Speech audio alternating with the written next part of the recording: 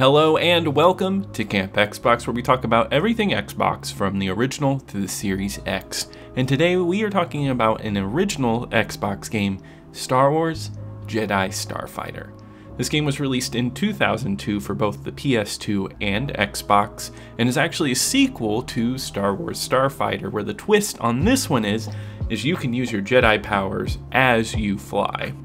Developed and published by LucasArts and later re-released actually by Disney Interactive. I am playing the original Xbox version today. These games are flight simulator games where you can take specific ships from the Star Wars universe and kind of go on a story-based adventure, this taking place over multiple levels. This is actually set during the events of Star Wars Episode 2 during the Battle of Geonosis. And you get to play as Jedi Master Adi Gallia as well as Nim as they team up to take down someone hired by Count Dooku named Toth. And it's this battle to kind of fight against the Trade Federation. And there are a lot of hints to a lot of the politics that the Star Wars prequels had, but I think they toned it down just the right amount for this one, because the story is pretty good. It's very simple, it's easy to follow, it's good guy versus bad guy, and usually every mission you are protecting something or you're just destroying something that the enemy has. And it's this back and forth that works. I really like the characters, and the voice acting is surprisingly solid for this game. A lot of the chatter back and forth is a lot of fun, and you really get to know these characters by the end of this game. The only problem that I had with this, though, is that the audio in this game is a little funky. So the music, of course, is amazing. It's all the normal Star Wars music pools that you know and enjoy, but it's really loud, and so is all of the sound effects, such as your ship shooting its lasers constantly over and over again. It really overpowers the voices, and you don't get some of the story in more of the action-packed parts of the game. And unfortunately, I could not find a closed captions mode for this game, and that would have really made up for some of the audio issues that I found here. But as far as gameplay goes, I think this is a really solid space flight sim, and really it's very far away from a simulator. It is more arcadey than anything. You just move up and down, left and right, and you shoot.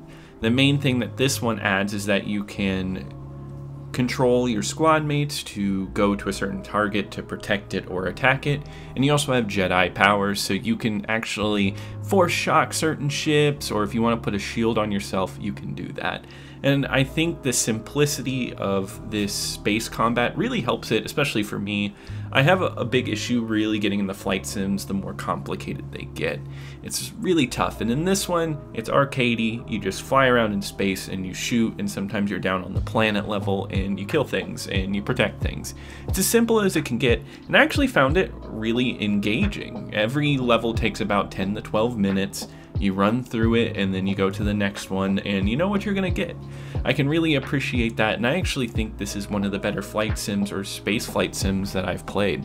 Mainly because I usually play flight sims and I get confused. I'll end up rolling over or not understanding quite where I'm at. But in this one, I always understood it, and if I ever needed any help, this game is a very easy toggle where you can just switch from first-person mode to third-person mode, and third-person mode is super simple and easy. And graphically, I think this game looks pretty good for an original Xbox game. A lot of the environments is what I like. Whenever you get to the planets, especially ones with a lot of grass or floating islands, it looks very pretty, and flying around that's really nice, especially with the really nice ship design. You're mainly going to be flying the main ship from the Star Wars Episode 2 in this, but you actually can unlock other ships to fly around into, and those look pretty solid.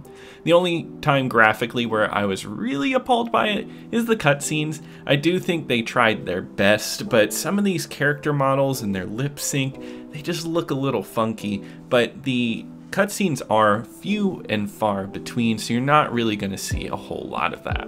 But I will say this game isn't a stunner, mainly because when you go to the space levels, you're kind of just dogfighting around ships in the black void of space. So nothing really stands out there because it's pretty blank, but you know, it is what it is. That's what these space flight sims are like. And I think, at least in these levels, it captures scale really well. You can see the giant ships and how they compare to you, and I can always appreciate a nice sense of scale.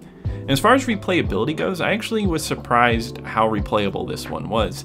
I sat down and beat this in about 2 sittings. It took about 5 hours to beat, which I think is a good amount of time for such a simple arcadey type game. But once you beat the game, you can beat it on multiple difficulties, and every level has hidden objectives. And what I like about this, these aren't just for personal gain, like, oh yeah, I did every hidden objective. You actually unlock other game modes. So there's some 1-player side missions you can unlock, and you can unlock 2-player modes of different game modes, and I really like that.